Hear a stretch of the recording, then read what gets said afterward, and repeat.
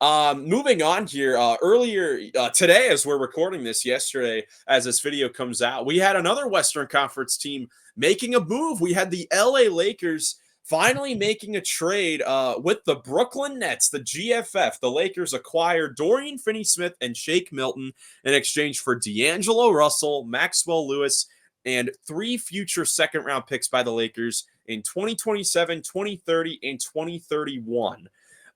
Jackson, let's start with you. What team do you want to start with this trade? Um, I say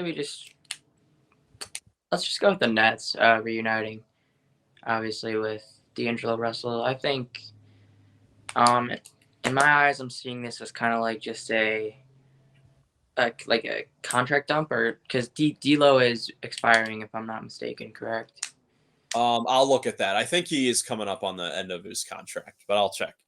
Yeah, but I mean, either way, I like it. I think they're gonna look to move him again. Either way, maybe to a contender who still wants him, or even just look to move salary. I'm not sure.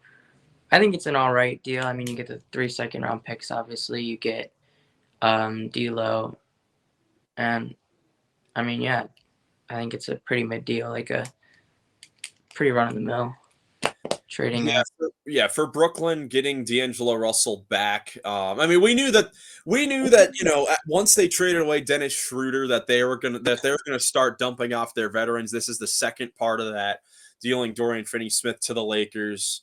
And for them, I mean, getting D'Angelo Russell back, like you said, Jax, it is an expiring contract that could get moved later. I mean, you never know. I mean, it's giving me kind of deja vu to when the Nets traded back for Spencer Dinwiddie a couple of years ago. They're getting another guy from that team back. Wonder how D'Angelo Russell feels about this trade, because he was the all-star when that team first started to come up, and then they traded him away, and now they're trading him back a lot later. He's also only 28 years old, which is just crazy. I mean, D'Angelo Russell's definitely been through a whole lot through his career, but 3 second-round picks I think is definitely good. There was actually a report that yesterday, or I guess on Saturday, that the Memphis Grizzlies were basically about to get Dorian Finney-Smith, and they offered, I think it was Luke Kennard, John Conchar, and a top 15 it was a lottery protected first round pick for the Grizzlies. The Nets decide to do this Lakers one. Ben, what do you think about that? The Nets taking this Lakers one instead of the Memphis deal. It's definitely an interesting choice, but I mean, look, I mean, you're getting free second round draft picks back. That's definitely good. You need to collect back as much draft picks as possible in trades you make with trading away your veterans. And then, you know, I think, D'Angelo Russell, I mean, he's going to start playing with them. When he starts playing with them, I feel like he's going to do pretty well. Maybe bring up some better value for D'Lo, and they'll like move him to someone else eventually again. And then Maxwell Christie, I mean, he hasn't really been able to play much with the Lakers, but I think he might be able to crack the rotation in Brooklyn, and I guess it's a solid young guy to develop there for their future. They weren't really going to get anything like that for the Grizzlies, what I remember from the trade. It was just going to be more so two veteran guys and Kennard and Conchar, who really, I mean, I don't think they would have stayed on the Nets for a long time if they got them. Yeah, I'm looking. I looked it up, and this is the final year of the D'Angelo Russell deal, so it makes a lot more sense why Brooklyn did this. Obviously, salary dump. They'll probably either let him play out the rest of the year or just let him walk, or maybe buy him out. Yeah, we could see. We could see a buyout. Like, yeah, it's kind of a weird situation. Yeah. And I definitely expect D'Angelo Russell to play better. This year has definitely.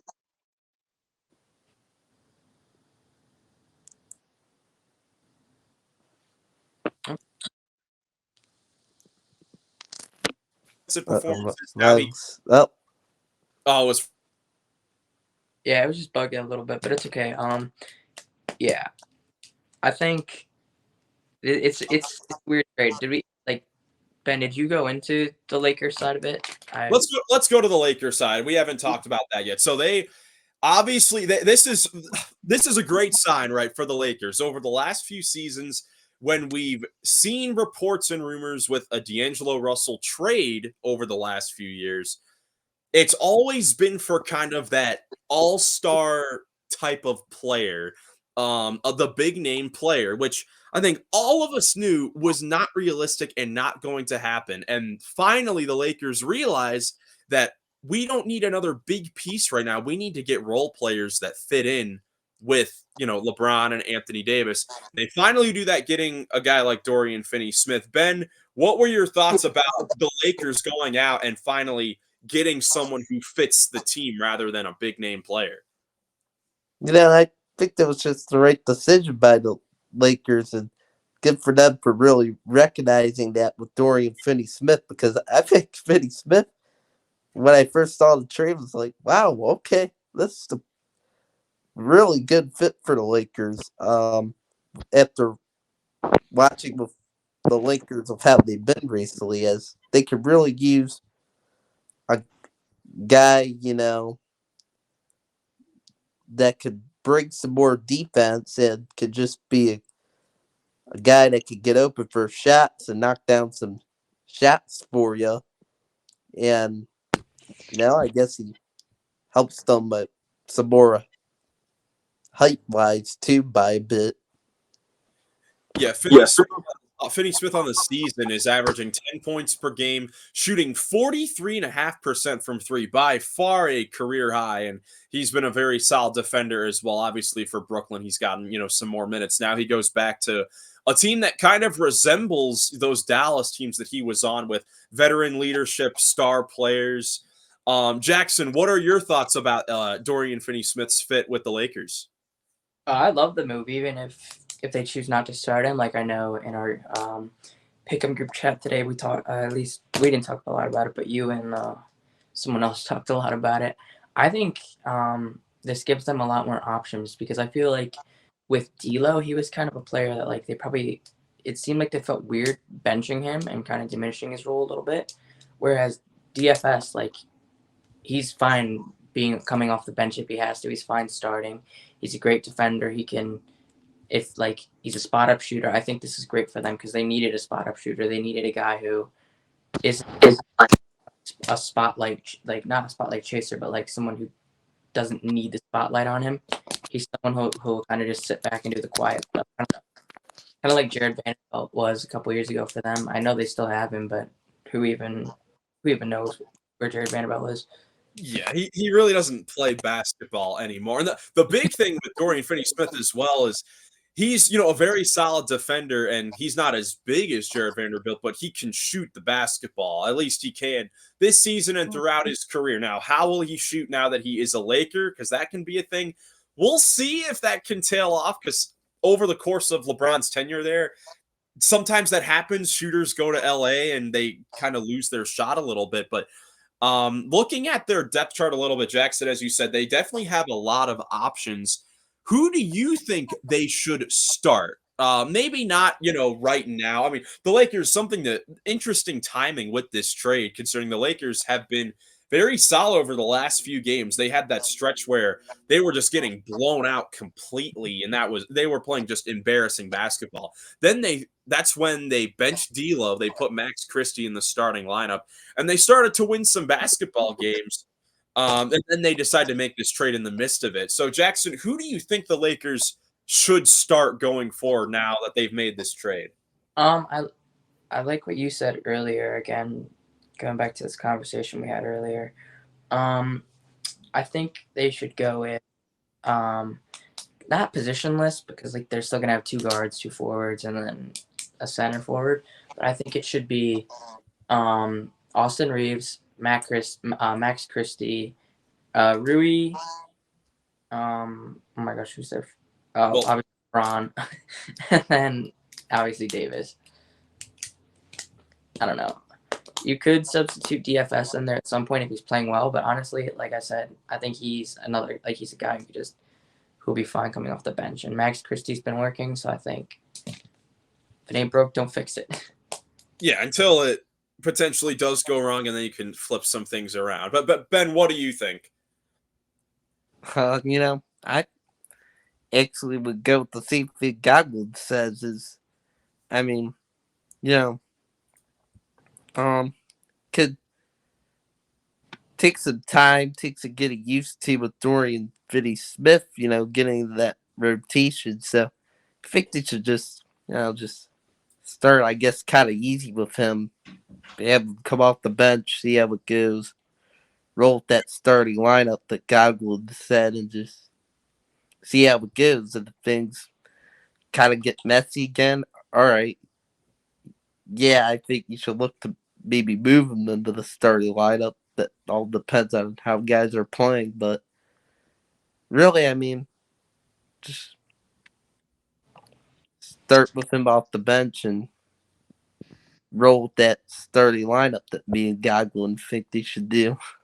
Yeah, I would definitely agree as well. That's the one that I brought up when I was talking with our friend in our group chat. But they definitely have a lot of versatility now. They could start Dalton Connect if they want to add some shooting. I just love his punch off the bench.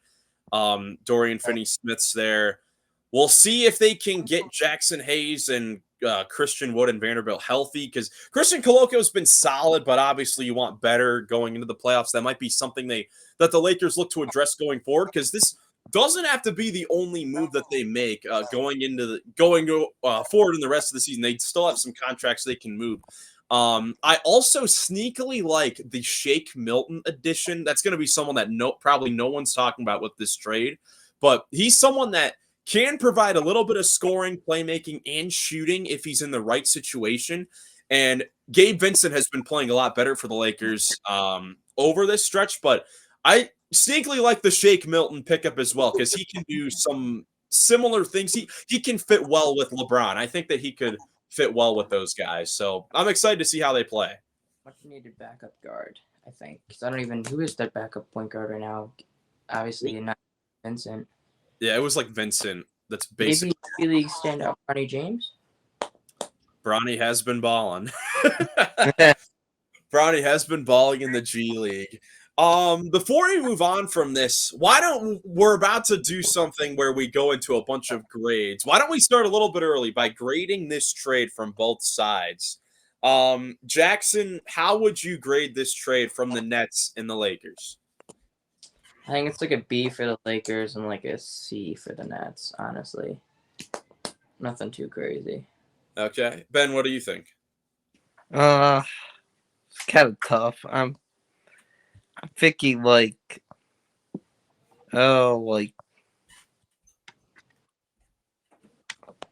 B plus for the Lakers, and then for the Nets, just like I see. Like C plus, I guess. Yeah, I'll go with a B plus for the Lakers as well, just because you think they traded two players that they kind of wanted to get off for a valuable piece that they can use going forward. And then Brooklyn getting 3 second-round picks, I think, is good and then D'Angelo Russell, who you could move later. So I'll give the Nets a B minus. I'll give the GFF a B minus. I think they've had a very good season with moves going back to the off season. Let us know in the comments your thoughts on this trade. Hopefully we'll get another trade with the GFF going forward where some more pieces can get moved and shake up the league a little bit. I think we can all agree that this move with the Lakers, it definitely can make them better. I don't think it really changes them as far as I guess, does this make them into not a play-in team?